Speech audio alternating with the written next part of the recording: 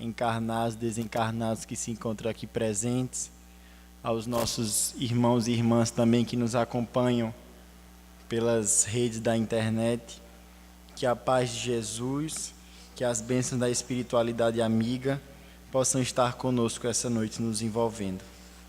E assim também rogamos a inspiração dos benfeitores, amigos, que possam nos conduzir nas reflexões da noite de hoje e que nós trazemos o tema do nosso pensamento da noite como a grandeza dos pequeninos, né? Mas como faz um pouco de tempo que a gente se viu, né, no ano passado, e que a gente ainda está em janeiro, essa é uma palestra em que nós pensamos em ser uma palestra de desejo de ano novo, e vocês vão entender o porquê, né? Então, como a gente terminou janeiro ainda, a gente deseja ano novo até o final, e a gente tem que desejar ano novo o ano inteiro para ver se a gente consegue ir levando as coisas da vida. Então, quando a gente fala de ano novo e desses desejos de um ano melhor, de um ano mais próspero, muitas vezes quando a gente está lá nas festividades do ano novo, ou quando a gente se encontra com pessoas que a gente ainda não viu nesse novo ano, o que é que a gente deseja? Né? A gente deseja sucesso, a gente deseja realizações, a gente deseja dinheiro, a gente deseja saúde. Algumas pessoas fazem as suas mandingas do ano novo para ter mais dinheiro no bolso, para ter mais saúde. Mas sempre quando a gente faz esses desejos, tanto os nossos desejos em relação aos outros, quanto os nossos desejos em relação a nós mesmos, muitas vezes eles são da ordem da realização do material. Né? O sucesso que nós desejamos ao outro, muitas vezes não é aquele, que você tem um sucesso na sua vida, que você se realize enquanto pessoa, mas que seja um sucesso que tenha dinheiro, um sucesso que tenha muita prosperidade financeira, muita prosperidade exterior. E aí a gente vive numa vida distribuindo aos outros esses desejos de prosperidade física e de prosperidade financeira. Né? Então, como nos diz o Espírito Joana de Ângeles, no livro Jesus e o Evangelho à Luz da Psicologia Profunda, nós somos criados justamente desde pequenos, nós somos incutidos a ter certos comportamentos em que nós somos criados em função da necessidade de obtermos o prazer e a posse. Então, nós começamos a associar as ideias de prazer e posse, do ter coisas, do amealhar coisas, com a nossa felicidade. E essas, como diz Joana de Ângeles, se constituem às vezes como a única meta que a gente estabelece para a nossa vida. Então essas metas do sucesso, da realização, da felicidade, esses desejos que nós proferimos aos outros nessas festividades ou nesses inícios de novos ciclos que são os nossos anos, muitas vezes são metas que envolvem sempre o estar acima do outro. Por que é que eu tenho sucesso? Porque existe alguém que não obteve o sucesso e eu estou acima dele. Né? Quem é a pessoa dita rica? É a pessoa que se compara com a outra que não tem tantas condições financeiras e nessa comparação se diz estar rica porque tem mais posse, porque tem mais dinheiro. Então, nessas questões de sucesso e de realização, nós estamos sempre no movimento de comparação um com o outro. E nós vivemos nessa comparação, mas nós nunca desejamos estar abaixo, estar menores ou estar numa posição inferior. Né? Às vezes até tem gente que nessas competições diz, eu preferia estar em terceiro lugar do que em segundo lugar, porque a vergonha é muito grande de estar em segundo lugar e não ter alcançado o primeiro e ter chegado tão perto. Então nós vivemos com esse desejo de estarmos sempre em primeiro lugar, sermos sempre os mais ricos, os mais inteligentes, os mais poderosos, os mais sábios. E nós vivemos nessa luta desenfreada sempre por ser mais. E muitas vezes isso não tem relação só conosco, mas também tem relação com a sociedade em que a gente vive, com a nossa criação dentro de casa. Então a gente vê muitas vezes que as crianças ainda muito pequenas são ensinadas a serem as melhores. Se elas não forem as melhores, os pais não aceitam elas também assim. Então tem que ser a melhor na escola, tem que ser a melhor no piano, tem que ser a melhor no inglês, tem que ser a melhor em tudo, sempre se colocando acima. E como é que a gente ensina os nossos meninos, as nossas crianças a serem melhores? O primeiro passo é a competição. Então a gente ensina e a gente é ensinado também a acreditar que toda a nossa vida é uma competição. Que todos os que estão junto de nós estão competindo por alguma coisa. E a gente acredita nessa ideia falaciosa, nessa ideia imaginária, de que nós precisamos ser os vencedores dessa competição. E aí, para isso, muitas vezes, nós temos que usar métodos ilícitos para que nós consigamos sermos os vencedores. E a corrupção está aí para mostrar o desejo de estar por cima e o desejo sempre de ter mais do que o outro, que se torna doentio. Então, nós vamos sendo criados nessa sociedade da competição e muitas vezes também vamos incutindo as ideias de que, para estarmos acima, para ganharmos as nossas competições, nós precisamos também destruir as outras pessoas. Então é aquela ideia, muitas vezes, que a gente vai com as nossas crianças na escola e diz: fulano lhe bateu, pois se fulano lhe bateu, você bata nele de volta, porque se você não bater nele de volta, eu bato em cima do batido que ele bateu. E a gente vai nessa ideia de que a gente precisa destruir o outro, de que a gente precisa machucar o outro, de que a gente precisa diminuir o outro, para que a gente sempre se coloque acima dele e melhor do que ele. E aí nós vamos estimulando as nossas crianças a serem cada vez mais agressivas. E muitas vezes a gente dá como diz Sérgio Lopes no livro Código do Monte, a gente dá uma enaltecida naquelas pessoas que dizem ter personalidade forte. Ah, fulano tem personalidade forte. Mas o que é uma personalidade forte? Muitas vezes é aquela pessoa que é arrogante, muitas vezes é aquela pessoa que é impositiva, muitas vezes é aquela pessoa que não sabe dialogar, e ela é tida como uma personalidade forte. E a gente acredita que ter uma personalidade forte vai nos levar a conseguir os melhores caminhos pela vida. Ainda no capítulo 27 do livro Jesus e o Evangelho à Luz da Psicologia Profunda, o Espírito João de Ângeles, além de nos falar sobre essa questão de que nós somos criados numa sociedade em que o prazer e a posse são os triunfos que mais importam, ela vai dizer que nós, seres humanos, também somos educados para triunfar em sociedade, para sermos os primeiros e os melhores. E muitas vezes essa ideia de triunfar na sociedade, de sermos os primeiros, está ligado a uma alimentação muito egoísta. Então só o meu desejo, só a minha vontade é que importa, e não importam os meios que eu vou utilizar para conseguir alcançar essas vontades. Então nós vivemos no seio de uma sociedade que está completamente adoecida por essa visão do estar por cima. Existe um psicólogo chamado Alfred Adler, que ele vai fazer uma crítica a Freud, e ele vai dizer que o ser humano, ele não é movido pelo desejo de prazer, como dizia Freud, mas pelo desejo de poder, do estar por cima. E aí nós podemos desenvolver, nós podemos adoecer no que ele chama de complexos de inferioridade, em que nós sempre nos colocamos como menores ou inferiores em relação às outras pessoas, ou complexo de superioridade, que nos coloca imaginariamente sempre acima e sempre melhores do que os outros. E por trás do complexo de inferioridade ou de superioridade, existe uma grande insegurança aí. Porque se nós estamos querendo todo momento nos colocar acima das outras pessoas, como se nós nunca errássemos, se nós nunca pudéssemos falhar, existe aí um ser humano muito falho e muito orgulhoso que não aceita a sua própria humanidade, a sua própria condição de ser humano que falha. Então, quem se diz superior e quem se coloca como superior, na verdade, muitas vezes, é tão adoecido por dentro, mas não quer mostrar para a sociedade que é adoecido, e aí fica nessa ideia imaginária de que nunca erra e de que sempre é superior. Então, no nosso contexto, na nossa vida do dia a dia, se a gente não for aquele que está por cima, ou se a gente não for aquele que está a todo momento lutando para estar por cima, o que é que acontece? A gente adoece. E para isso, nós trazemos uma história, é uma história sufi do Oriente Médio, narrada pelo psicólogo transpessoal, do Roberto Crema, e ele vai dizer que há milênios atrás, Khidir, que foi o mestre de Moisés, ele dirigiu um aviso, uma advertência às pessoas ali, ao gênero humano que estava convivendo com ele.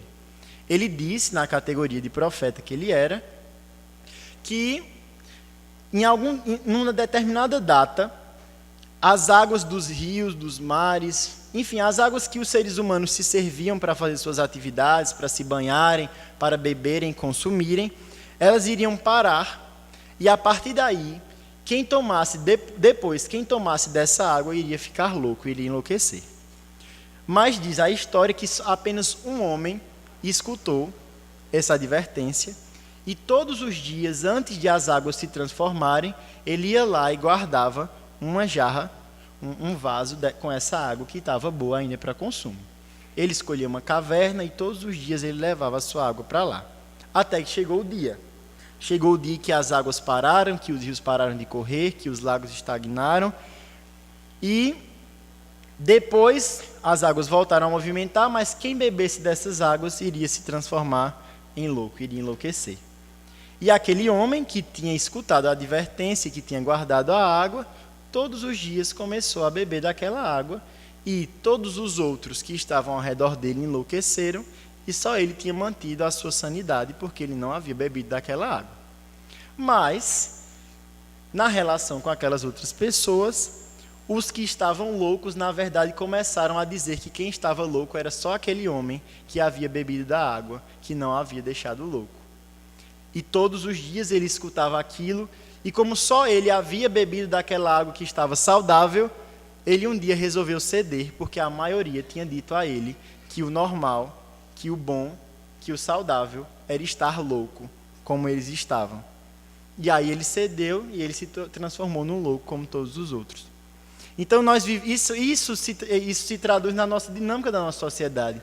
Quando a gente quer ir para um movimento contrário, um movimento em que nós vamos estar um pouco mais saudáveis, um movimento em que nós queremos sair um pouco dessa luta desenfreada por estar por cima, que é que a sociedade vem? Não, quem está louco é você, né? Você vai ser um fracassado, aquele que não luta para alcançar as coisas da vida, né? Então a gente vai escutando esse discurso e a gente vai muitas vezes enlouquecendo junto com todo mundo, e quando a gente vê, a gente está reproduzindo esses mesmos padrões adoecidos de comportamento. E nós vamos reproduzindo e reproduzindo, mas aí nós retornamos ao Evangelho de Jesus, no Evangelho de Lucas, no capítulo 9, dos versículos 46 ao 48. Então, há 2000 anos atrás, existia uma situação que também, com Jesus e os seus apóstolos e os seus discípulos, que traduz o que acontece na sociedade de hoje. Então, Lucas narra que Jesus, depois de ter inclusive anunciado que ele seria morto pela sociedade da época, aos seus discípulos, estava ali fazendo suas caminhadas, andando pelas cidades, e diz que, nessa narrativa, Lucas diz que houve entre os discípulos uma discussão. E qual foi a discussão? Qual deles seria o maior? Então, a gente imagina a situação que Jesus estava lá e os discípulos começaram a se comparar. E qual deles seria o maior? Qual deles seria o discípulo preferido de Jesus? Qual deles seria aquele que seria o mais evoluído, aquele que seria o mais atuante, o mais trabalhador, o mais fiel ao Evangelho do Cristo? E ali eles, enquanto seres humanos, também começaram essa discussão, que é uma coisa que nós fazemos aqui, nas nossas relações humanas, hoje, no século XXI, mas que estava sendo narrada lá 2000 anos atrás, na época de Jesus. Jesus, como narra Lucas, conhecendo o pensamento dos corações dos discípulos dele, o que é que ele fez? Ele pegou uma criança, colocou do seu lado e disse: aquele que receber uma criança como esta por causa do meu nome, recebe a mim. E aquele que me receber, recebe aquele que me enviou. E ele arremata no final: com efeito, aquele que no nosso meio for menor, esse sim será grande. Então, o que é que Jesus faz? Existe todo um movimento aí da massa para dizer o quê? Que quem será grande será o maior, será aquele que consegue mais, será aquele que está por cima. O que é que Jesus diz? Que, na verdade, aquele que no nosso meio, que no meio deles for o menor, esse sim será grande. Então, Jesus ele já quebra com toda uma visão aí de que nós acreditamos que para sermos os maiores, nós vamos alcançar melhores coisas na vida, e ele diz: não, espera aí que as coisas não são assim. Vocês estão aí discutindo e perdendo tempo sobre quem é o menor, mas na verdade, sobre quem é o maior, mas na verdade o menor é o que importa, porque esse sim será grande para entrar no reino dos céus. Então ele fez esse movimento de contraposição ao desejo que nós temos de estar por cima. Aí no capítulo 27 de Jesus e o Evangelho à Luz da Psicologia Profunda, Joana de Ângeles continua suas análises da mente humana, e ela vai dizer que no nosso comportamento, a gente vê aí nas histórias das guerras, nas histórias das conquistas, o quanto nós temos esse desejo de ocuparmos sempre os primeiros lugares. E os primeiros lugares são aqueles que importam em nossa vida. Porque os primeiros lugares, o que é que eles fazem? Eles nos destacam do conjunto. Então a gente tira ali, a gente é tirado daquilo ali que aparentemente todo mundo é igual, e quando no primeiro lugar a gente é colocado num pedestal, a gente é colocado em cima, a gente é um pouco mais elevado, e aí a gente vai alimentando cada vez mais o nosso ego, e a gente vai alimentando cada vez mais as nossas atitudes egoístas. E aí a gente vê Jesus destruindo toda essa necessidade que nós temos de estar por cima e de sermos os melhores.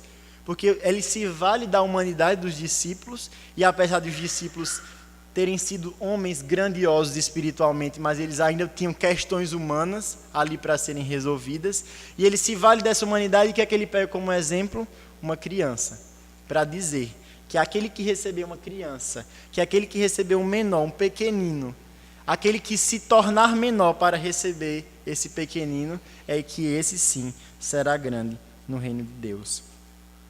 Então, ele vai mais ou menos resumir tudo isso, dizendo que entrar no reino dos céus, a entrada no reino dos céus não será necessariamente por aqueles que estão por cima nas coisas da terra.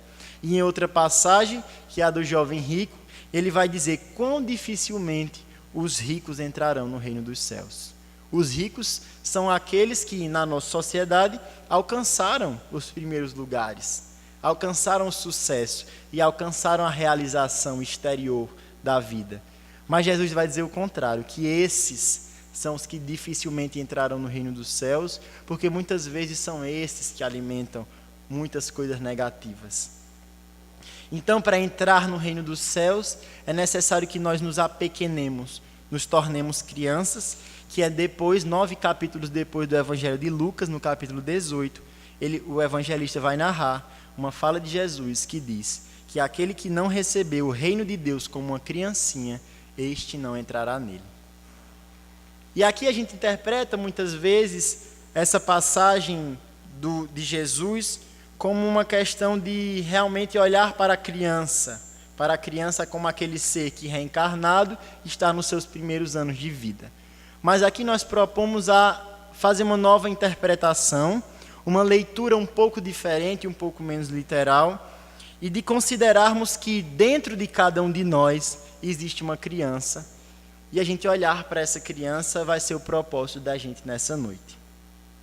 Então, nós acreditamos, e isso a psicologia já explica, que todas as nossas experiências de vida, desde o momento em que nascemos, e aí a gente vai considerar da reencarnação atual, desde que o momento em que nascemos, todas as nossas experiências de vida vão ficando gravadas. Então nós gravamos as memórias da nossa infância, nós gravamos a memória da nossa adolescência, se hoje somos adultos, guardamos as memórias até o dia de hoje. Então isso significa dizer que dentro de nós, no nosso psiquismo, existe uma criança, existe um adolescente e existe um adulto que habita dentro de nós. E nisso, a primeira pergunta que nós fazemos, e nessa perspectiva de que nós, mesmo adultos, temos essa criança dentro de nós, é como é que está essa criança? E a gente fazer essa proposta de retomar um pouco a nossa infância e de nos perguntarmos como é que está essa criança que habita dentro de nós. Foi uma criança muito ferida, traumatizada, uma criança que sofreu muito nos seus primeiros anos de vida. Foi uma criança que, mesmo sofrida, conseguiu aproveitar e ser alegre, ser espontânea. e brincar, e correr, e pular. Como é que foi essa criança que nos tornou o adulto de hoje? E como é que está essa criança dentro de nós? Como é que está esse menino e essa menina que mora dentro de cada um de nós? Está viçoso, está bonito, está corado? Ou está triste, encolhido num canto, amargurado? E essa é a proposta dessa noite, que é de nós olharmos agora um pouco mais para essa criança que habita dentro. Porque nós acreditamos também que o adulto que nós somos hoje, ou o idoso que nós somos hoje, é um reflexo de quem nós fomos quando nós fomos crianças. E para isso é preciso olhar para essa criança que muitas vezes nós não queremos e só jogamos ela num canto e continuamos a viver. Então o Espírito Emmanuel, no livro Pensamento e Vida, no capítulo 13, ele vai dizer que nós, quando reencarnamos aqui na Terra, nós trazemos um patrimônio moral, nós trazemos uma bagagem de outras existências, mas que o nosso aparelho físico, e especialmente o nosso aparelho neuronal, o nosso aparelho neurológico, ele tem uma nova função. E ele vai dizer que quando nós somos crianças, é como se a nossa mente se assemelhasse a uma câmera fotográfica, que nós vamos registrando o máximo de informação que a gente puder para criar uma vida nova. Então, se nós somos convidados a reencarnar para mudar certas posturas de vida, é na infância que nós estamos mais maleáveis para que as mudanças sejam feitas, porque ali nosso físico, neurologicamente falando, está mais molinho para que a gente consiga adquirir essas novas impressões. Então, o primeiro requisito, se Jesus diz que nós precisamos nos tornar crianças para entrarmos no reino dos céus, e a gente pensa que existe uma criança dentro de nós e que isso é um lugar mental, não é necessariamente um lugar físico, de nós precisarmos ser crianças fisicamente falando, significa que a entrada no reino dos céus requer uma primeira característica. E a primeira característica para a entrada no reino dos céus é estarmos prontos para recomeçar. Então a criança nos ensina a lição do recomeço. A lição daquele que, mesmo com uma bagagem de outras existências, se propõe se tornar pequeno novamente, para adquirir novas impressões, para receber uma nova educação, para receber novas informações que vai permiti-la com que ela adquira uma outra postura em relação às coisas da vida. Então a primeira entrada no reino dos céus, a primeira característica para entrar no reino dos céus é justamente estarmos prontos para recomeçar. Estarmos mais maleáveis às coisas da vida e estarmos principalmente abertos ao novo. Então nós vamos crescendo e nós vamos nos tornando adultos, nós vamos criando certos caminhos mentais para resolver as coisas da vida, achando que aquele é o único caminho, achando que nós muitas vezes estamos no caminho certo. E a justiça divina muitas vezes tira a gente desse caminho que a gente acha que é certo. Se a gente não estiver maleável, se a gente não estiver aberto às coisas novas que a vida nos traz, o que é que nós fazemos? Nós enlouquecemos, porque nós acreditávamos que o caminho anterior era o melhor caminho para a nossa vida. E a lição primeira que a criança nos traz é essa lição de readaptação às coisas novas. Então, como é essa criança que habita dentro de nós? Quando vê uma coisa nova, quando vê uma situação que não desconhece, como ela esperneia, ela bate o pé, ela briga dizendo que não quer aquilo? Ou é aquela que é mais curiosa, que tenta olhar com outros olhos para as situações novas da vida? Então, ainda nesse capítulo 13 do Pensamento e Vida, Emmanuel vai dizer que a criança é como se fosse uma argila, frágil e viva, e que as experiências da vida vão moldando elas. Quando nós tornamos adultos, esse vaso está um pouquinho mais já cristalizado, um pouquinho mais formado. Quando nós estamos idosos, aquilo está um pouquinho também mais cristalizado ainda. E aí o que é que a gente precisa fazer? A gente precisa voltar às águas dos úteros das nossas mães, para que esse barro que estava muito seco e cristalizado volte a amolecer novamente, para que a gente seja moldado mais uma vez. Essa é a experiência da vida. A reencarnação é essa nova chance que nós temos de recomeçar, Mas para isso e para recomeçar, nós precisamos ter a humildade necessária para reconhecer que nós não estamos prontos. E a criança é aquela que reconhece que ela não está pronta. A criança é aquela que reconhece que precisa ainda aprender muito mais para se tornar um adulto. A criança é aquela, como diz Honório Onofre de Abreu, na análise da passagem, de que aquele que não se tornasse criança novamente, aquele que para entrar no reino dos céus é necessário tornar-se criança novamente, ele vai dizer que a criança é aquele ser que tem um desejo de aprender. E a criança é aquele ser que é curioso, que explora tudo, que quer entender o funcionamento das coisas. E muitas vezes, quando nós vamos nos tornando adultos, nós vamos perdendo essa curiosidade da vida. Nós vamos achando que nós já sabemos de tudo, que nós já temos o conhecimento necessário, mas nós precisamos muitas vezes tornarmos crianças novamente, para saber que quando chega uma coisa nova na nossa vida, a gente não pode olhar com os olhos velhos que nós tínhamos. É necessário que nessa vida mesmo, nós deixemos algumas coisas morrer para que outras renasçam. E assim, nessa questão da curiosidade, se a gente fala da primeira característica da criança, como essa maleabilidade, essa flexibilidade, a segunda característica é da curiosidade.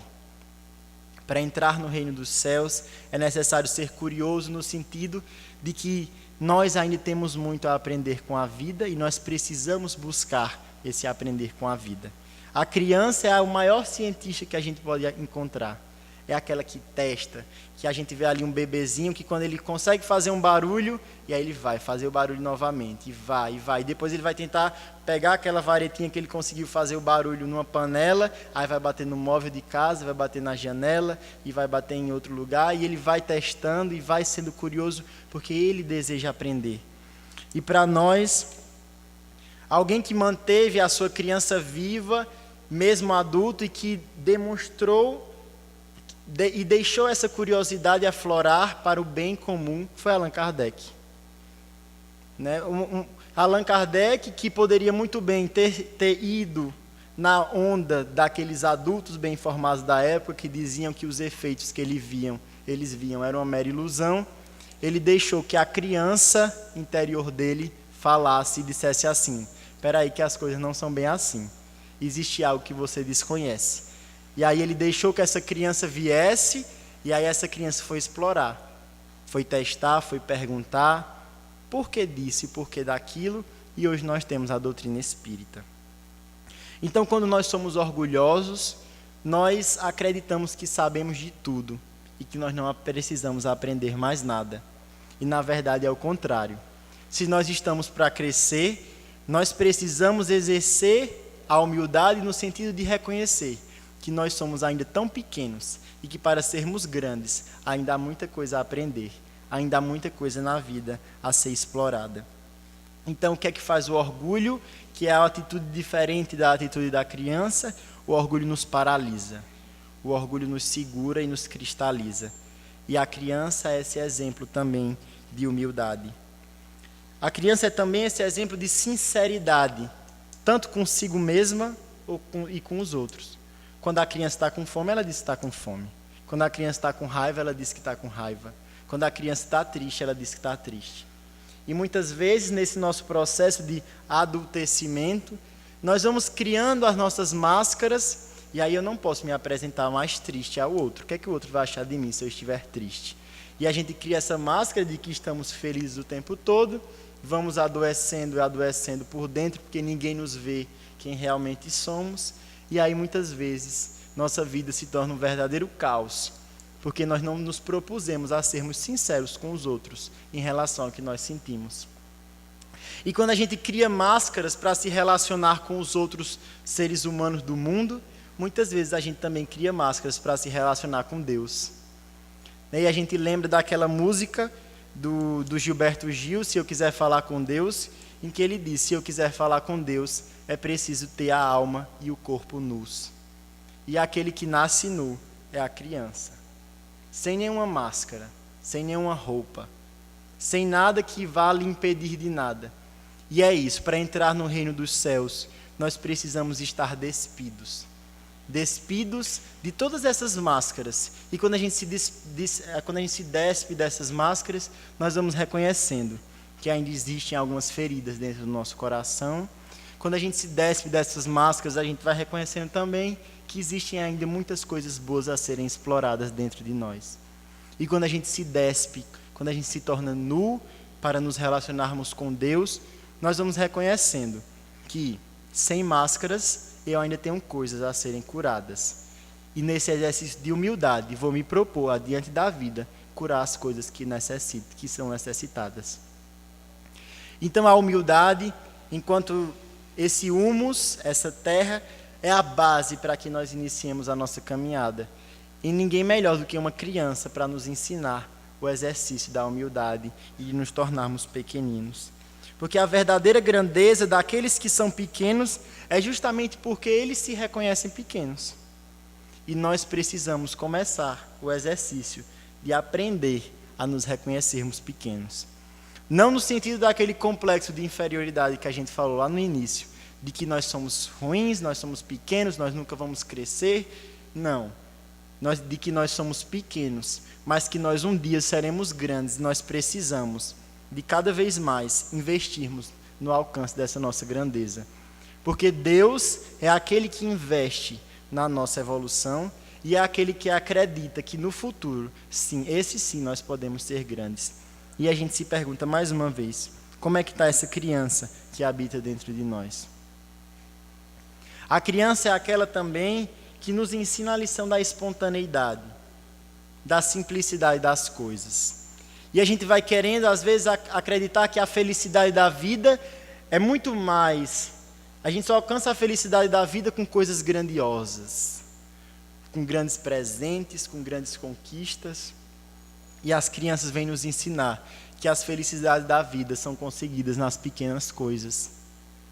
São conseguidas, às vezes, numa florzinha que ela arranca e vem entregar a você. É conseguida, muitas vezes, num banho de chuva, que ela sai lá correndo para tomar banho na chuva. E nós precisamos, enquanto adultos, deixar também que essa criança que existe dentro de nós viva as pequenas felicidades da vida. E nós nos deixemos levar por esses pequenos momentos de felicidade, porque se nós acreditarmos que a felicidade só é alcançada por meios grandiosos, nós nunca seremos verdadeiramente felizes. E é preciso acreditar na simplicidade da vida. Então, o desejo que nós temos para todos nós essa noite é o desejo desse renascimento dessa criança que existe dentro de nós. Renascimento que não precisa ser necessariamente um renascimento em que nós desencarnemos fisicamente e reencarnemos como criança mais uma vez, que é o que nós iremos fazer ainda por muito tempo, mas que a cada dia nós possamos deixar que essa criança que existe dentro de nós possa vir à tona. A gente só pode curar uma doença quando a gente reconhece que está doente. Então, para a gente curar a nossa criança que existe dentro de nós, é necessário que a gente tire ela do canto da parede onde a gente deixou e traga ela de volta. E que a gente olhe para ela. Então, mais uma vez, o desejo que nós temos para essa noite, para todos nós, é de que nós nos proponhamos a cuidar dessa criança que existe dentro de nós. A tentar sarar essa ferida dessa criança que existe dentro de nós e que ainda mexe tanto conosco. A colocá-la nos braços quando necessário, a acalentá-la quando necessário, mas também aprendermos a brincar com essa criança quando necessário, aprender a sermos leves com essa criança como necessário, porque é isso que a vida exige de nós, leveza e flexibilidade para lidarmos com as novas coisas da vida. Mas essa criança precisa ser cuidada. E se nós nos dizemos adultos, nós temos talvez o mínimo de condições para acolher esse ser que existe dentro de nós, mas que ainda nós às vezes relegamos. E para isso, para finalizar a nossa reflexão da noite de hoje, nós trouxemos um texto do Espírito Emmanuel, que está no livro Antologia da Criança. Foi uma psicografia de Chico Xavier. Os textos foram ditados por espíritos diversos. E Emmanuel faz uma oração. E ele diz: Senhor, ante o céu estrelado, que nos revela a tua grandeza, Deixa que os nossos corações se unam à prece das coisas simples. Concede-nos, Pai, a compaixão das árvores, a espontaneidade das flores, a fidelidade da erva tenra, a perseverança das águas que procuram repouso nas profundezas, a serenidade do campo, a brandura do vento leve, a harmonia do outeiro, a música do vale, a confiança do inseto humilde, o espírito de serviço da terra benfazeja, para que não estejamos recebendo em vão tuas dádivas e para que o teu amor resplandeça nos centros das nossas vidas, agora e sempre. Assim seja. Então é isso que nós desejamos para vocês nesse ano que está se iniciando. A compaixão das árvores, a espontaneidade das flores, a fidelidade da erva tenra, a perseverança das águas, e tudo isso que a natureza nos ensina. E além do mais, nós desejamos para todos nós esse renascer dessa criança interna que reconhece que nós estamos crescendo, e para crescer nós ainda precisamos de muito. Mas a gente não pode acreditar que uma semente plantada na terra seca vai florescer. E para que essa criança cresça, nós precisamos alimentá-la, regá-la, instruí-la, e para isso nós recebemos as bênçãos do Evangelho de Jesus, que nos diz que para entrarmos no reino dos céus, nós não precisamos ser grandes, mas precisamos ser pequeninos. E de reconhecer que na nossa pequenez, nós já podemos fazer muitas coisas para os outros que estão junto conosco, mas que ainda nós temos potencialidade de fazer muito mais, pois nós fomos criados à imagem e semelhança do nosso Pai, mas que para chegar e fazer jus a essa imagem e semelhança na sua perfeição, nós precisamos ainda trilhar um longo caminho.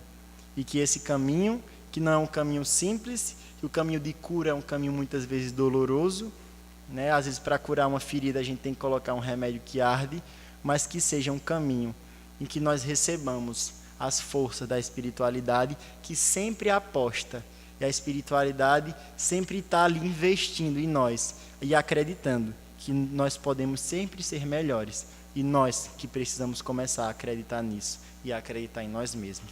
Então, muita paz e muita força para todos nós.